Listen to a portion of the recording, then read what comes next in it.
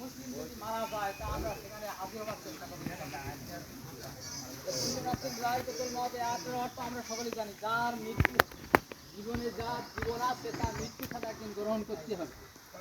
যেমন কয়েক ঘন্টা পরে কয়েক ঘন্টা হয়ে গেছে, আবার কয়েক ঘন্টা পরে সকলের বিশ্বাস আমরা যারা জন্মগ্রহণ থেকে আমাদের মৃত্যু একদিন একদিন হবেই হবে। জীবন একটা রুচি আছে মাদ্রাসার জালের সেই দুর্বল।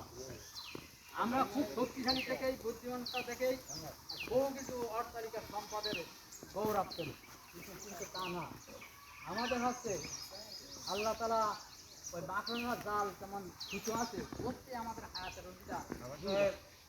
আমরা যদি চলি তো আমাদের প্রত্যেক কদমে ওখানে হবে শুধু আল্লাহর অর্ডার কাটি যাবে। যাই হোক, সময় হয়ে গেছে।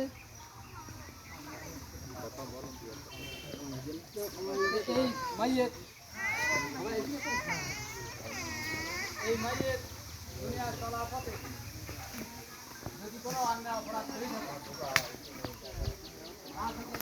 আমরা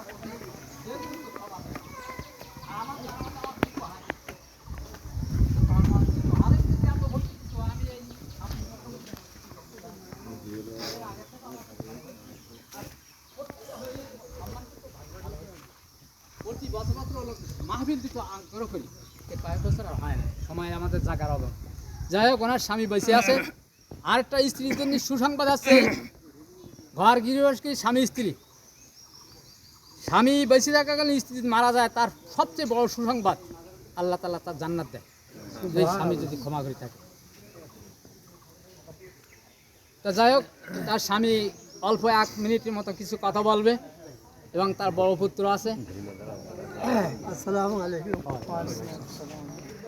আমার ওয়াইফ, আমার স্ত্রী মারা গেছে। যদি এই অঞ্চলে ধরো সব বাড়ি বাড়ি ঘুরে কারোর সাথে কথাবার্তা বা অন্য কোনো কিছু যদি কেউ মনে আঘাত পাচ্ছে ক্ষমা করছে। আলহামদুলিল্লাহ। কেউ যদি টাকা পয়সা পায় তা আমার সাথে জানাবেন, ইনশাআল্লাহ সন্তানেরা আছে দিয়ে দেবে, পরিশোধ করে দেবে। বউ আমার জানিয়ে দেবে, সঙ্গে দিয়ে দেবে। এক্ষুনি জানালে নামাজের পরপরই দেওয়া হবে। কেউ যদি দিনের কথা জানালে সঙ্গে সঙ্গে নামাজের পরপর সবার দেওয়া হবে। ঋণী কথা যদি কেউ বলছে তার আরেসগণ, তার সন্তানেরা, স্বামী যদি কেউ কিছু পাই থাকেন দেনা পানা, আল্লাহর কাছে মাপ অথবা পরপরই নামাজের পরপরই পরিশোধ করা হবে। এক্ষুনি পরিশোধ করা হবে। একটা মানুষ দুনিয়া চলাপথে আমরা স্বয়ং সম্পূর্ণ না, আল্লাহ আছে স্বয়ং সম্পূর্ণ। আমরা আছে গুণ, আমরা আছে ফকির, ভিক্ষুক, ইমানের ফকির, ফকির জ্ঞানের ফকির ইত্যাদি। শুধু আর্থিক অবস্থায় ধনী তা না, আমরা ধনী হব আমলের ধনী। তা আল্লাহ তাআলা আমাদের কবুল সময় হয়ে গেছে, আর এ করবো না। আল্লাহ তাআলা সকলকে ক্ষমা করুক।